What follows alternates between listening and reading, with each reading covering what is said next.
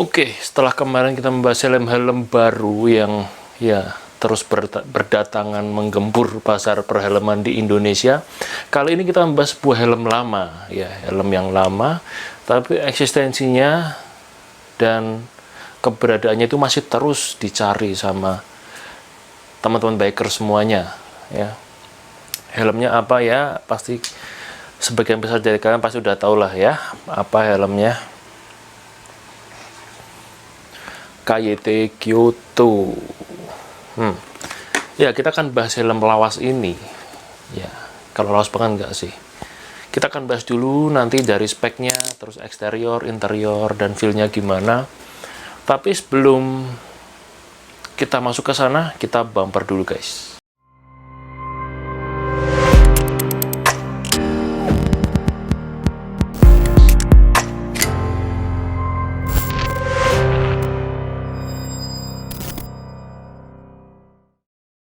Halo semuanya, balik lagi bareng gue CP di sini sebagai host di Osaki Helm YouTube channel yang akan selalu menemani kalian ya. Mungkin nanti kedepannya nanti ada juga host-host yang lain yang akan membawakan konten-konten di channel ini. Ya nanti mungkin ada juga pembahasan mengenai ya selain review helm, komparasi, terus tips, nanti juga ada user experience dari teman-teman Osaki Helm semuanya ya. Entah itu dari customer ataupun dari teman-teman ya.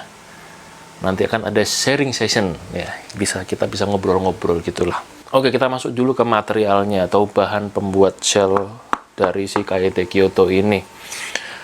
Kalau di website sih tertulis ADT Resin Injection. ADT itu kayaknya ya itu singkatan atau nama lain dari termoplastik.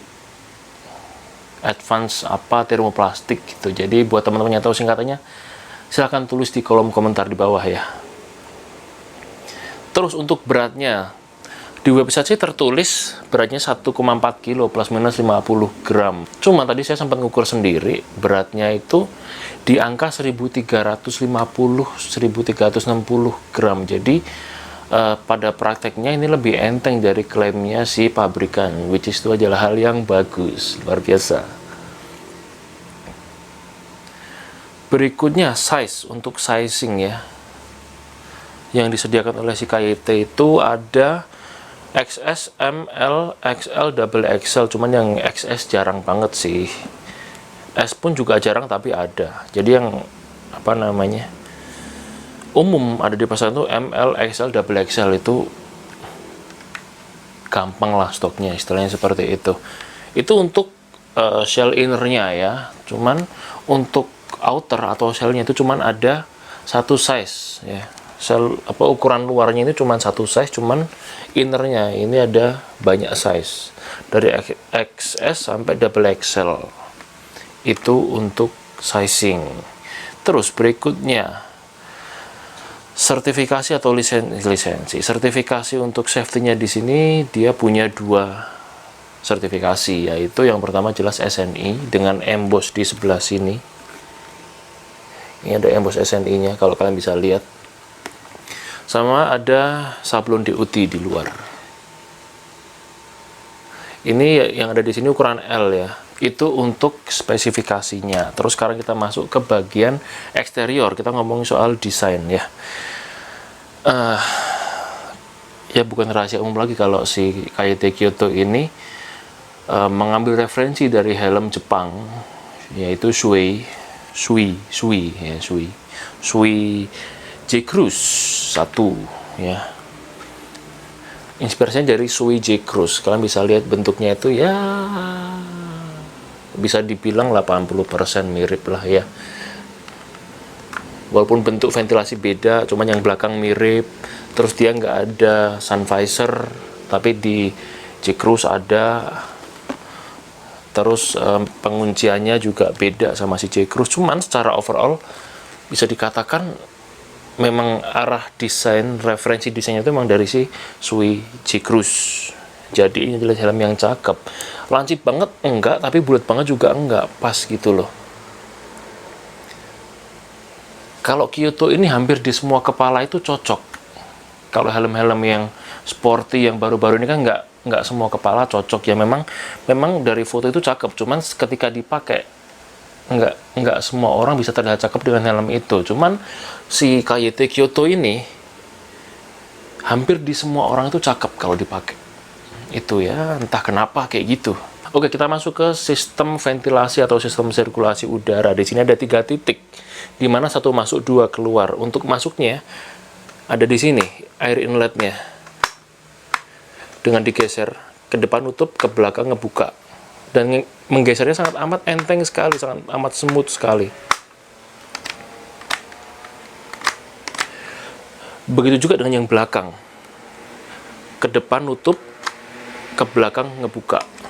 Cuman untuk yang ventilasi keluarnya dia ada 2 step ya. Iya, ada 2 step loh, bagus. Jadi step 1 nutup, step 2 buka setengah, step 3 buka full. Itu untuk sistem ventilasi udaranya. By the way, kalau agak ada suara motor, sorry ya, karena memang hari ini hari Minggu dan mungkin banyak orang yang baru balik San Mori, jadi agak-agak berisik. Itu soal ventilasi. Sekarang visornya sendiri, dia mengadaptasi paham single visor. Ya, single visor aja. Tapi ada beberapa tipe yang double visor, cuman itu sangat amat limited sekali. Yang banyak di pasaran itu yang single visor dengan sistem seperti ini. Untuk panjangnya sih nggak terlalu panjang, tapi cukup menutupi dagu. Terus biasanya kalau teman-teman customer itu setelah beli KYT Kyoto, mereka juga beli visor aftermarket. Entah itu diganti pakai punyanya si Venom Open atau pakai visor aftermarket yang langsung PNP ke sini. Kalau pakai visor Venom Open itu harus ganti ratchet. Cuman kalau pakai visor aftermarket yang sekarang-sekarang ini nggak harus ganti ratchet, langsung bisa ditempel, langsung bisa dimasukin ke ratchet aslinya. Kayak gitu untuk visornya. Untuk pilihan visor sih macam-macam ya. Kalau standarnya sih di sini saya punya yang clear sama punya yang dark. Cuman darknya gelap banget sih. Nggak recommended buat sore atau malam. Cuma buat siang aja untuk darknya. Bisa kalian lihat nih, gelap banget. Ya, itu tadi untuk visor bawaannya. Cuman kalau yang mau di custom atau kalian mau rubah sedikit yang beda, kalian bisa pakai visor Venom Open atau aftermarket. Warnanya banyak banget sih. Ada yang iridium red, iridium blue, iridium silver. Tapi rata-rata memang iridium yang aftermarket itu. Untuk visor bawaannya ini sekedar informasi aja. Cukup tebel. Ya bisa dibilang terhitung tebal untuk helm di kelasnya ini, main di harga 400 ribuan. Dan ini bagus visornya. Terus ada apa ini ya, tonjolan supaya memudahkan kita untuk membuka visor. Jadi kalau pas riding itu dibuka gampang, nggak harus megang depan sini, tapi di sini. Terus di depan sini juga ada talang air. Ketika hujan itu nggak langsung kena dagu kalian guys. Hujan, airnya turun, terus dialirkan ke samping sini, jadi nggak langsung turun ke daerah sini. Nanti airnya dibuang ke samping, kayak gitu.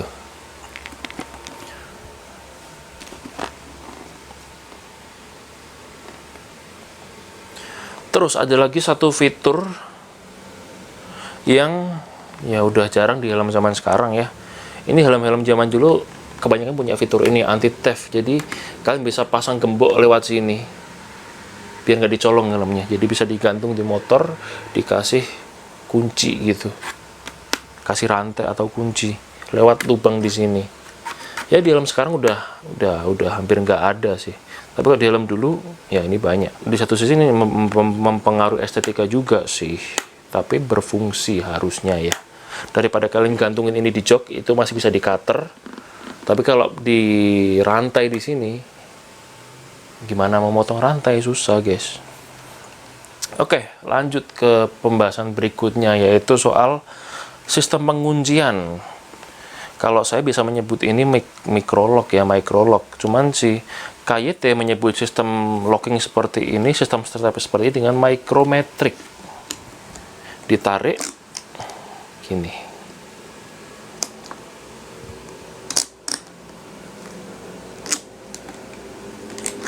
Ya gitu, semudah itu untuk si sistem pengunciannya. Berikutnya, ya sesimpel itu untuk penguncian, karena memang helm ini ditujukan dan didesain dibuat untuk harian, jadi dibuat sesimpel mungkin sama si KYT. Oke, kita masuk ke bagian innernya sekarang. Feel-nya ya, karena ini helm udah lama ya, sebetulnya dia udah rilis tahun 2000, sekitar 2000 berapa sih ya, 17-18 sudah ada sih helm ini, jadi udah cukup lama, 3 tahun lebih beredar. Dan saya juga udah punya ini sudah sejak lama, sudah dari dulu masih waktu belum terkenal itu udah punya. Jadi ya sudah hafal lah ya sama si rasa innernya ini. Covernya lembut, cuman feel busanya itu padat. Jadi ya kombinasi yang bagus menurut saya. Kenapa? Karena tetap bisa menekan ke pipi dengan baik, tapi tidak kasar. Jadi feelnya di pipi itu enak. Gimana ya? Halus tapi padat gitu. Itu soal innernya. Terus ya sebagai informasi tambahan, si KYT Kyoto ini belum punya fitur zaman sekarang, yaitu glasses friendly, glasses fit, eyeglass friendly, eyeglass fit. Jadi nggak ada slot kacamata buat pengguna kacamata, dan juga nggak ada slot intercom. Ya, nggak ada slot khusus intercom di helm ini. Sekarang kita coba dulu. Di mana balaklava? Cari balaklava dulu ya guys ya. Oke, sekarang saya mencoba si KYT Kyoto. Balaklava dulu.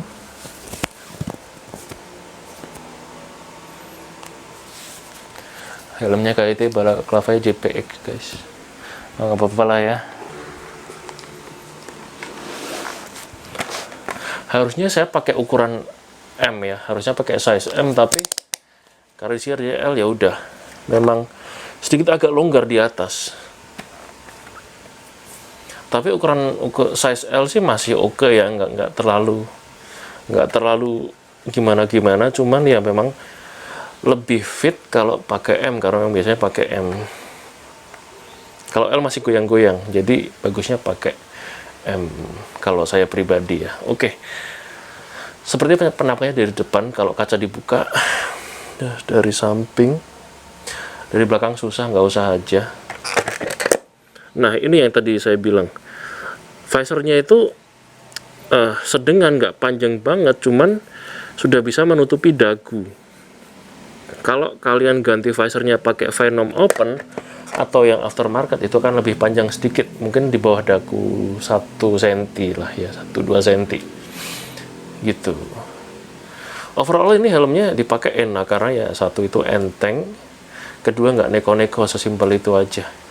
Nah ini nih berikutnya ya, walaupun dia nggak punya slot kacamata, tapi untuk kacamata yang tipis masih enak aja, nggak begitu menekan di pelipis. Jadi masih oke lah gitu.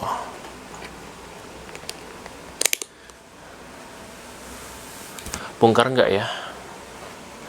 Oke, bongkar lah ya. Untuk melepas cheek pad itu ada velcro 1 dan ada 2 ceklekan, 2 kancing ceklekan. Ya, tadi di sini. Velcro-nya di depan atas, terus di bawahnya kancing ceklekan.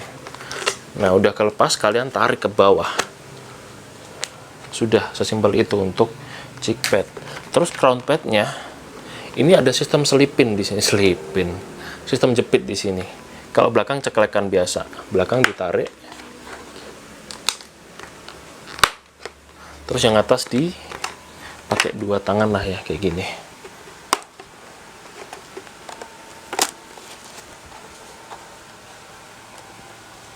Ya sorry kalau nggak kelihatan, karena syuting sendiri guys. Nah setelah dicopot dari sini, nah masih ada penguncian lagi di sebelah sini, di sebelah pelipis, tinggal dicabut aja kalau yang sebelah sini. Nah, ada seperti ini, ada plastik, dicabut aja dari samping.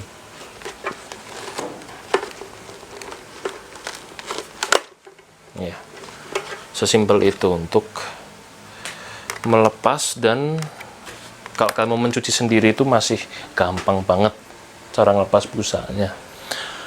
Oke, kita sudah sampai bongkar-bongkar. Terus sekarang kita masuk ke sesi kesimpulan. Ya, kesimpulan.